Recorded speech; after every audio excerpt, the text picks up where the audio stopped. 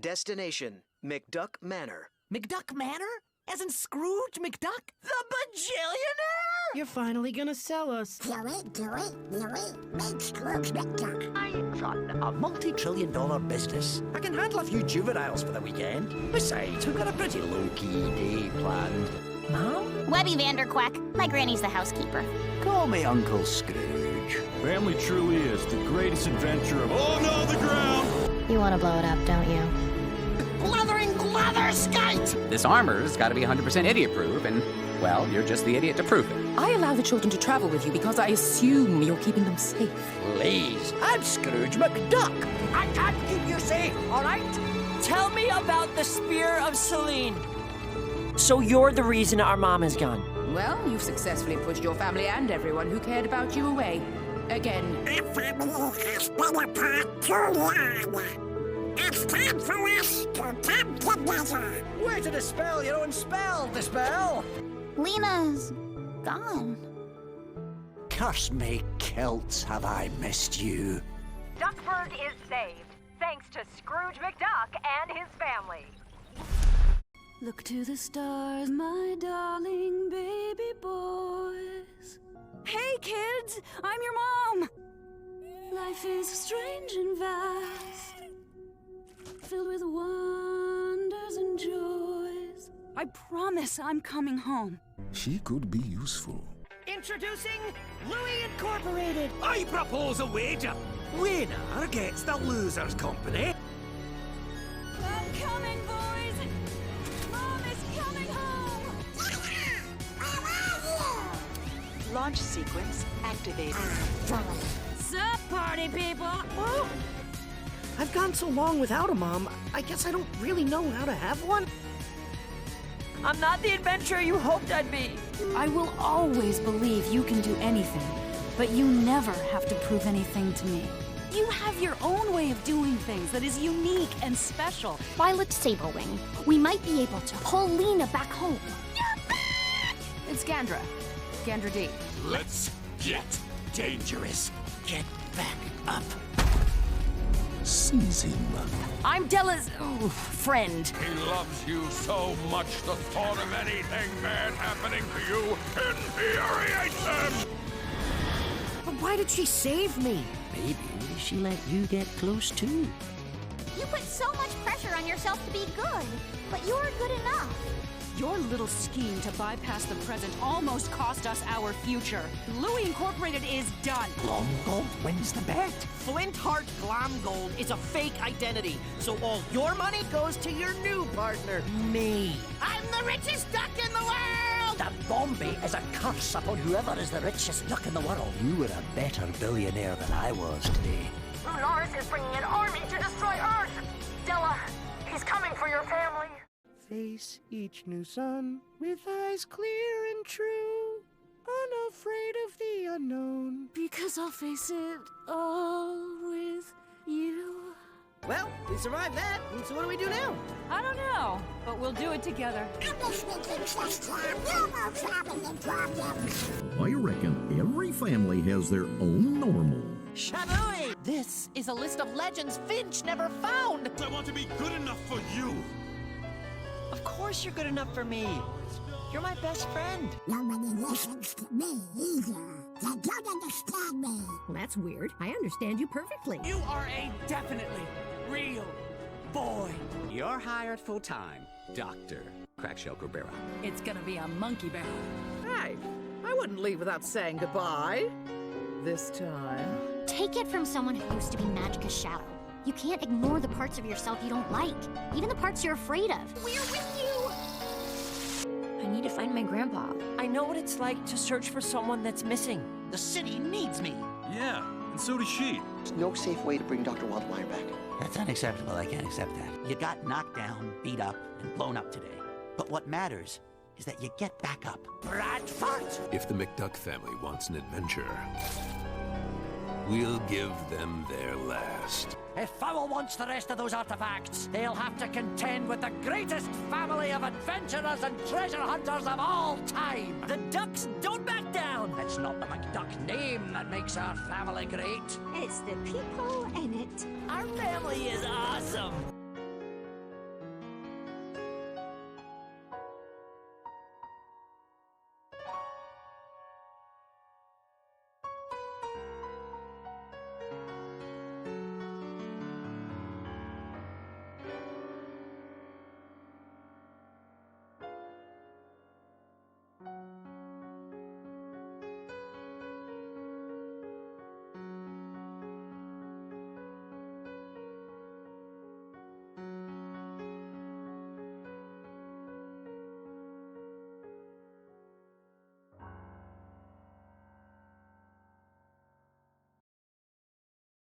Hiya folks, welcome to the show. Well, here we are, on the edge of oblivion and looking to a world without new episodes of Ducktales. But all things considered, I think I'm taking it decently well. I don't want them to go! Well, that's unfortunate. The time has come to say goodbye to one of the greatest boots that ever did re. When Disney announced it was producing a new iteration of its flagship 80s cartoon way back in 2015, I don't think anyone could have possibly guessed the emotional rollercoaster we were about to embark on, and how much this family of adventuring ducks was going to tear out our hearts more times than we could count. But after 3 seasons of drama, mystery and character development, it's all about to come to an end in what will no doubt be an amazing finale that ties up the story in a nice little bow. Because the idea of the ending being anything other than that is something I'm not emotionally ready to handle. So as we prepare to enter a brave new tomorrow without our precious found family duck show, what better time is there to look back at the past few years and relive all the memories before embarking on the final adventure? This is a reflection of DuckTales 2017. But first, let's take a trip back all the way to 1952. A year I know very well. It was the year the first ever Uncle Scrooge comic by Carl Barks would be released. A spin-off of the increasingly popular Donald Duck comics, which was where Scrooge made his first ever appearance, the Carl Barks Uncle Scrooge comics were essentially the genesis for the wider Disney Duck universe, introducing the world to characters like Gyro Gearloose, Magica De Spell, Flintheart Glomgold, as well as cementing the Beagle Boys as iconic Disney villains. The comics would go on to be the main inspiration behind a new cartoon Disney was developing in the 80s, a show that would go on to revolutionise television animation as we knew it forever. I'm of course talking about the Saturday morning cartoon classic, The Wuzzles!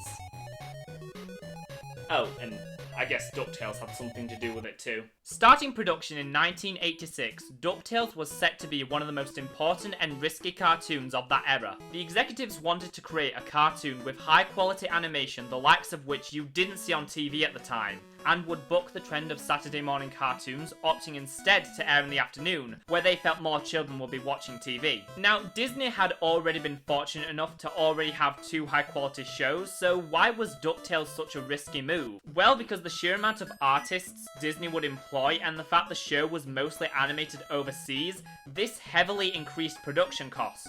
Disney was investing a lot in this show, at a time where animation for the company wasn't doing so hot. But they had a plan. They would produce exactly 65 episodes of the series and make their money back through syndication. For those who don't know, syndication is when a certain number of episodes is produced for a series so that it can be sold to another network who will rerun it on their channel. While shows made specifically for syndication was not a new concept, it had never been done with a cartoon that had a decent animation budget before, so there was a lot riding on this show to succeed. But not only did it succeed, it surpassed everyone's expectations, granting the show 4 seasons and 35 additional episodes plus a theatrical movie. The success of the show prompted Disney to create a bunch more high quality cartoons that would all air together in the iconic animation block titled The Disney Afternoon, which would go on to last 8 years. Now, I don't have a lot of experience with the original DuckTales. I know I've seen a few episodes, but the only part of the franchise I can actively recall watching is the movie. But I mean, now that the reboot is coming to a close, it might be a good time to start watching the original DuckTales, as well as the rest of the Disney Afternoon. But now is not the time to be looking pleasantly into the future. Now is the time to be miserable in the present. So let's all curl up in a ball of sadness as we remember that distant time when DuckTales 2017 was nothing more than a few news articles.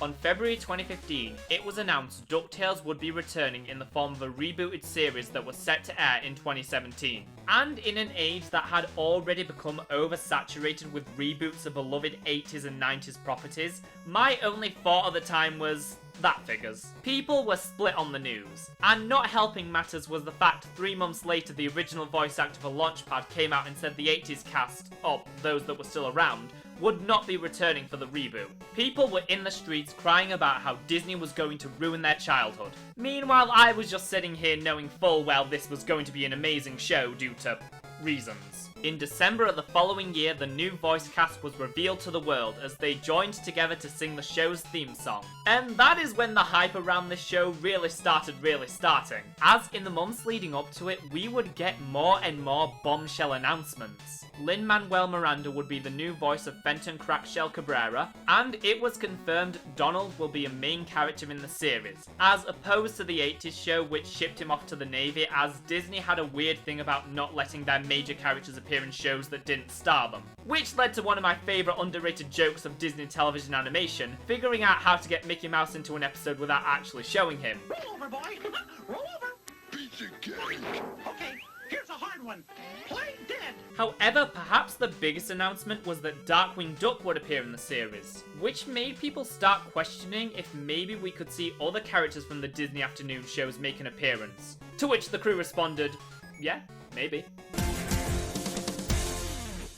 Contrary to what the name might suggest, DuckTales 2017 is not a reboot of the 1987 animated series, but rather a new adaptation of the Carl Barks Uncle Scrooge comics. And wow, I wish false advertising turned out this good all the time! When talking about Season 1, we of course have to start with addressing the characters. For quite a few decades, we had become very familiar with Scrooge, Huey, Dewey, Louie, and especially Donald through shorts, comics, and other TV series. They had become iconic Disney legacy characters, which kind of restricted the stories they could be a part of. The characters were never allowed to stray too far from what was expected. Now, with the 2013 series of Mickey Mouse shorts, it was clear Disney was becoming a little more relaxed with letting young talent take their mascots in a different direction. But those shorts are still a callback to classic Mickey Mouse. There is no way Disney would ever let characters like these go through big emotional arcs or allow them to be changed in any sort of way. Right? From the instant the show begins, you can tell how different this whole thing will be because you can actually tell the difference between Huey, Dewey, and Louie, and not just because they have more distinct outfits and hairstyles. For the first time, they were each given not only their own voice actor, but their own personalities. Huey is the oldest of the trio, and thus is more responsible but can also be a little controlling. He likes following schedules and is heavily neurodivergent coded. Right in between is Dewey, the loud, attention-seeking middle child who constantly tries to prove himself to everyone around him. And finally we have the youngest triplet, Louie, who is the closest to what audiences have come to expect from the Duck brothers. He's mischievous, a compulsive liar, and will look for any shortcut to hard work, despite it almost always backfiring on him. Scrooge McDuck is, of course, the stingy old miser we've become familiar with, but he also deeply loves his family and may or may not be hiding a few dark secrets of his own. Though perhaps the most shocking is what the team were able to do with Donald. When they started making the show, they wanted to do for Donald what a Goofy movie did for Goofy, meaning turning him into a single dad who was doing his best to raise his kids despite struggling to connect with them. And I wholeheartedly approve of this. While Donald only had a few major appearances throughout the first season, by the finale so much more depth has been added to him, even finding a way to take some of Donald's most iconic traits and recontextualizing them. But they didn't just stop at reinventing the most iconic characters, as everyone received a much needed update. Webby Vanderquack went from the cutesy girl character to an excitable ball of energy that is heavily trained in combat, but she's also had a very sheltered life up to this point, and so she has troubles when it comes to reading social cues. Mrs. Beakley went from the bumbling housekeeper to a sharp-witted, decommissioned secret agent who holds all custody of the common sense in the family. Launchpad McQuack is the closest to the old series in his portrayal, still having a certain childlike innocence, but obviously going deeper into his relationships and insecurities. I really wish I could talk about other characters they updated like Fenton, Gyro, and Gladstone, as well as all the original characters they made just for the series like Lena, but if I did that, we'd be here all day because there are just so many amazing characters on this show. But this is a modern cartoon, so it's of course going to have a lot of feels and a big overarching story to go alongside them. And even in a show about solving mysteries, I doubt anyone had any idea this series was about to pull back the curtain on one of the biggest questions Disney fans have had for years. Mom? Yep, the first season of this show was all about figuring out the mysterious absence behind Huey, Dewey, and Louie's mom, Della Duck. which if that wasn't already a world-shattering revelation, just wait until we get to season 2. When the series first began, it was popular, but I would argue it really didn't take off until the show returned from its mid-season hiatus. With a lot of shows, you only really have a vague idea of when it became insanely popular, but for Ducktales, we can pinpoint it down to the exact moment, July 21st, 2018, the day the Comic-Con trailer dropped. Tell me about the Spear of Selene. Hello, Scroogey. I've missed you. The hype surrounding this promo was unbelievable. People who weren't really interested in the show were suddenly getting invested in this dramatic, disturbing, and unpredictable story, which Disney was fully aware of as the show was also moving over to the Disney Channel in order to get more exposure. A move that would end up backfiring horribly, but the good intentions were there. The first half of season 1 was great, but it was obvious the show took a little while to find its footing. But soon as it returned, it was hitting hard with phenomenal episode after phenomenal episode, all building up to its huge apocalyptic season finale. Following on from one of the most tense and emotionally devastating episodes of television, The Shadow War is 44 minutes of perfection, beautifully tying up so many of the themes from the first season and perfectly balancing the family drama with amazing action scenes. Also, we finally get to see full Magica in all her charismatic glory.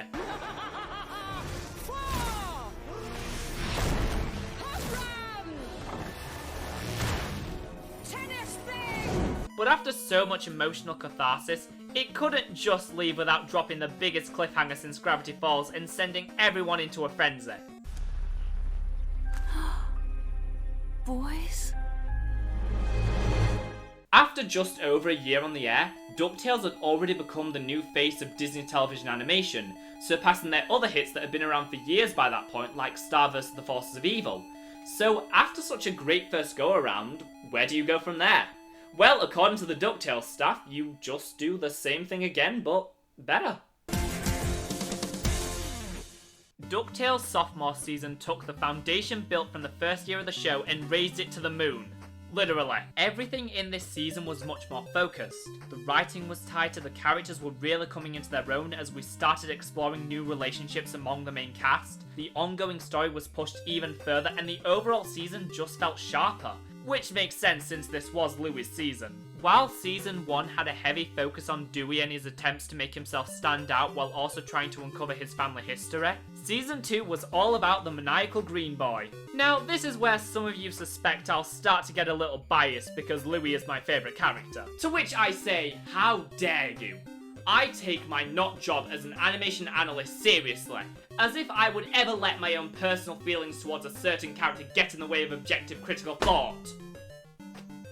Louie's main arc commences with him trying to figure out his place in the adventuring family, which leads to Scrooge inspiring him to start his own business, which doesn't go so well. You can't just set out to make money. You have to find a problem and offer a solution. My problem is I need money, and if you would just give it to me already, problem solutioned. However, that's only one of the big stories. So, before we continue, let's answer the question of whatever happened to Della Duck. Airing in March 2019, Whatever Happened to Della Duck was one of the series' biggest events, fully introducing the triplets' long-lost mother by chronicling her decade-spanning attempts to get back to Earth and her family, after being stranded on the moon due to a cosmic storm, during which she has to amputate her leg, fight off against moon monsters, and try her best to remain hopeful. Perhaps the best example to demonstrate the sheer beauty of this episode is one of its final moments. Throughout this episode, in the background, we have been hearing the moon theme, which for those who don't know is from the 1989 DuckTales video game and has become one of the most iconic pieces of music in all of gaming. It appears multiple times during the episode as Della is slowly worn down by everything around her. Then, after realizing the monster she's been fighting was just trying to protect her child, she gives up what she thinks is her last chance to ever see her kids in order to help them. Then, here come the feels. I used to sing this old song to my boys before they hatched.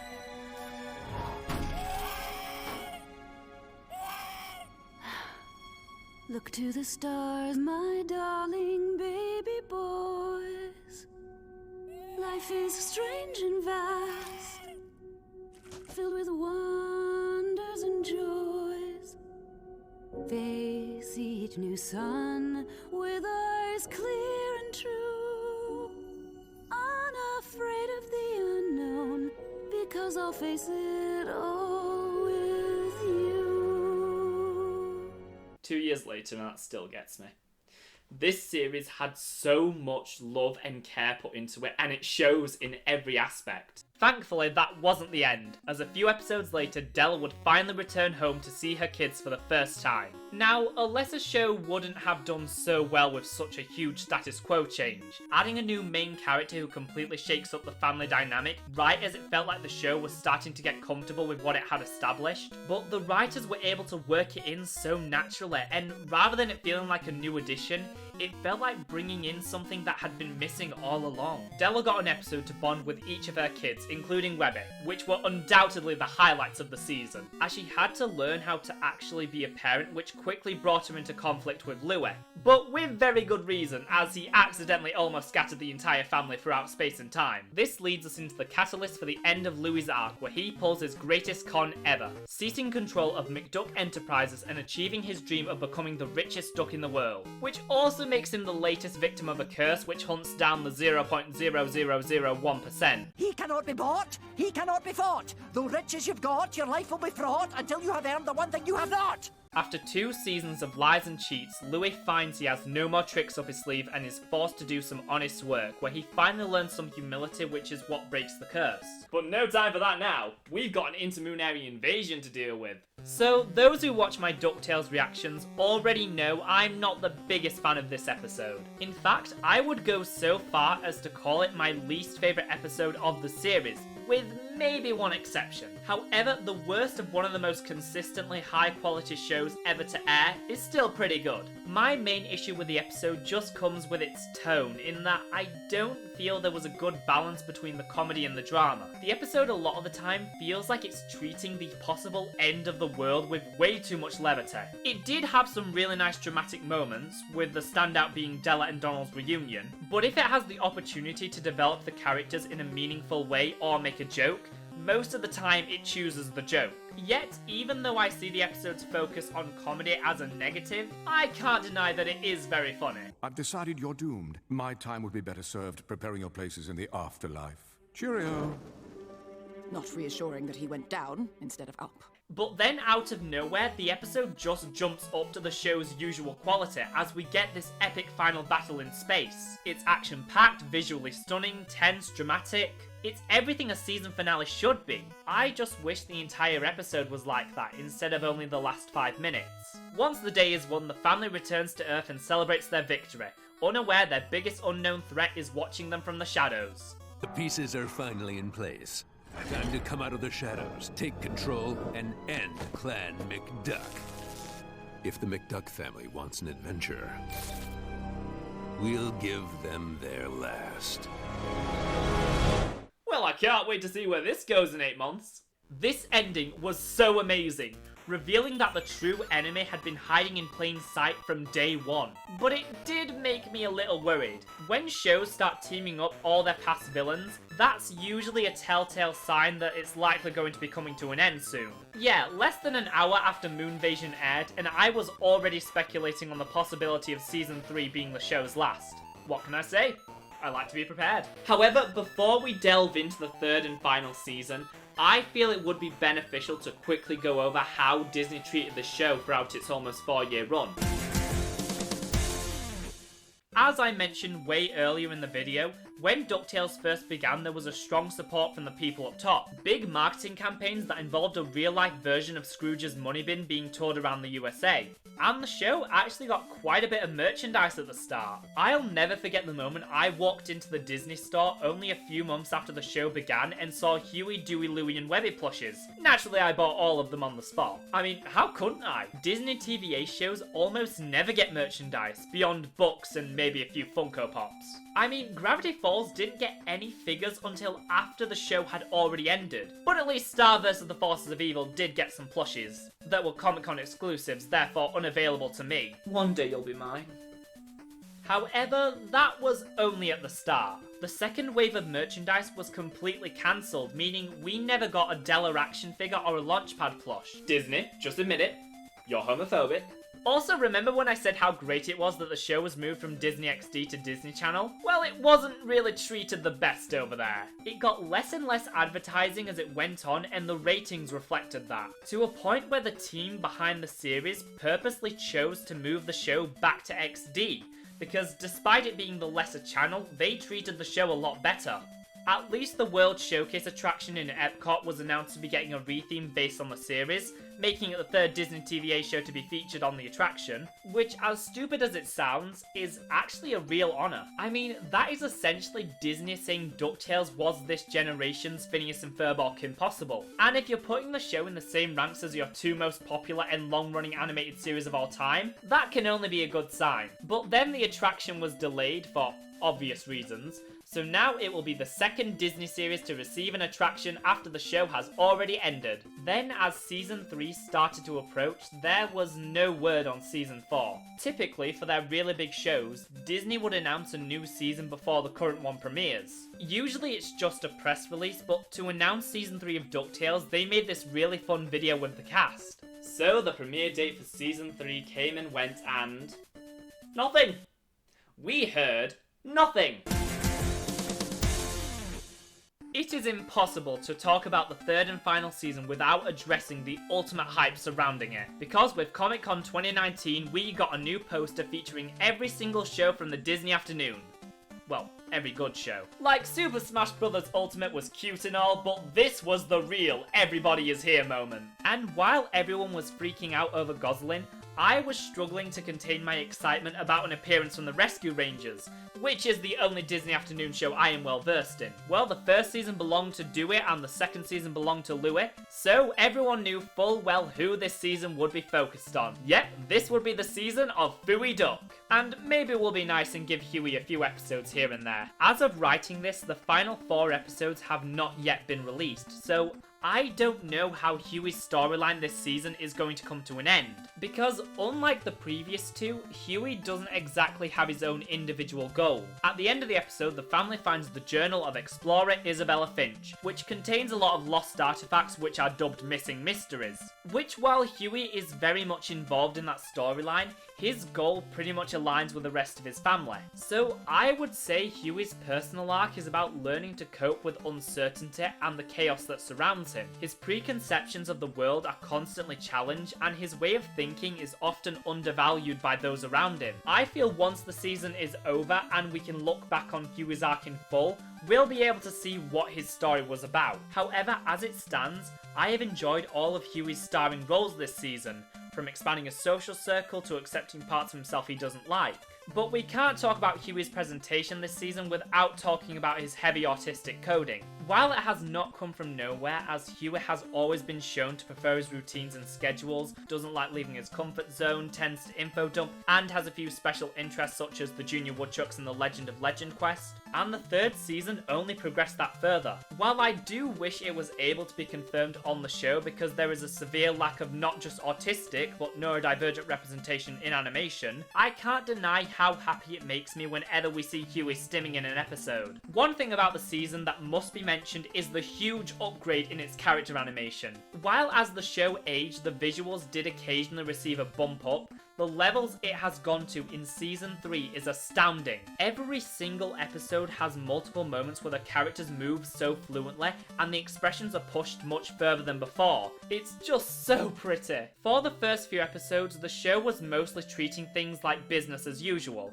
but when it returned in late 2020, that's when you could really feel there was a conscious effort to start wrapping things up. Long-running character arcs came to a close, and many fan favourites were receiving what felt like send-off episodes. It was becoming more and more clear that we were getting to the end game, but no one wanted to admit it just yet. Call it denial, call it misguided hope, but we really didn't want to accept what deep down we knew was true. Some of us more than others. I mean, could you imagine being so wrapped up in your own web of lies that you make a YouTube video discussing said lies, only for it to become outdated a few weeks later, and no matter how hard you try, you know you'll never live it down because it's one of your most successful videos?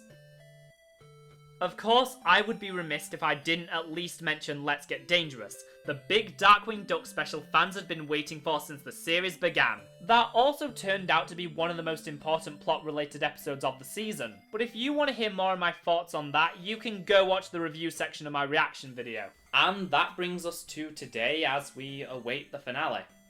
One thing I really appreciate is how much Disney has been pushing this last batch of episodes, really trying to send the show out the way it deserves.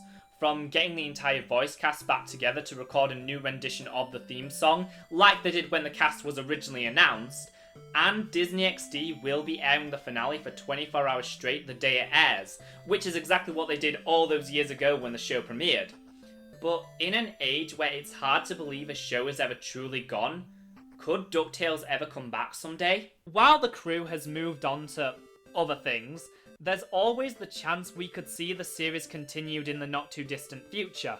And there are quite a few things they could do. Obviously, I'm sure most people would just want a Disney Plus continuation, be it a new season or a movie. And yeah, of course I'd be down for that. There is certainly a demand, and if the show gets high numbers once it's up in full on Disney Plus, those chances will only grow. I don't know what they do with any new adventures, since obviously we don't know where the finale is going to leave these characters.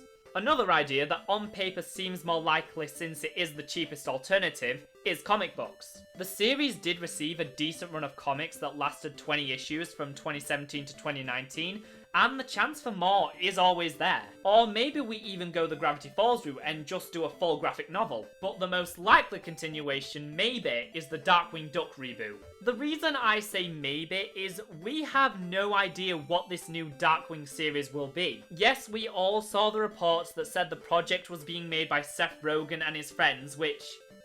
ew. I don't want those people anywhere near my wholesome story of two idiot crime-fighting dads raising their adopted daughter, thank you very much. However, there is a glimmer of hope for the supposed reboot. A well-known Ducktales podcast called Ducktalks, which had many interactions with the crew over the years, had this to say on the matter. Quote, "We have known about a Darkwing Duck reboot for well over a year. We won't betray our sources, but we've been anticipating this day for a long time. But this isn't what we've been expecting. This news didn't match what we know about what we presume is a continuation of the Darkwing Duck characters introduced in DuckTales 2017. I'll leave the link to the article in the description so you can look for yourself. But they do raise some very good points as to why some of these rumours about the Darkwing Duck show may be just that.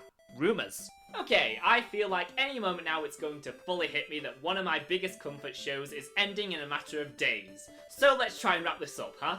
DuckTales 2017 will go down in history as not just the greatest reboot ever made, but one of the most consistent and well thought out Disney TVA shows. From referencing older material to adding their own, this crew put in so much care to crafting this amazing series, expanding the Disney Duck universe to be more inventive, mature and inclusive than it ever has been before. From its animation to its voice acting, to its writing, to its music, to its art style, everything in the show was a match made in heaven and is the definition of lightning in a bottle. How it was able to get away with reinventing these well-established legacy characters, fleshing them out to make them feel more relatable and genuine, the strides it took in big emotional serialized storytelling, pushing it further than any show we had seen on Disney up to this point. You may even go so far as to argue that it's thanks to this show's success as to why we're about to see so many older properties be given new life on Disney+.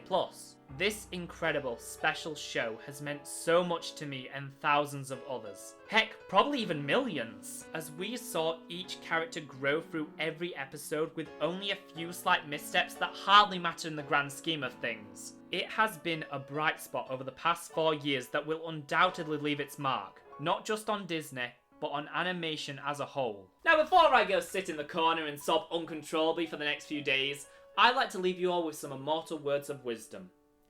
When it seems they're heading for the final curtain, good deduction never fails.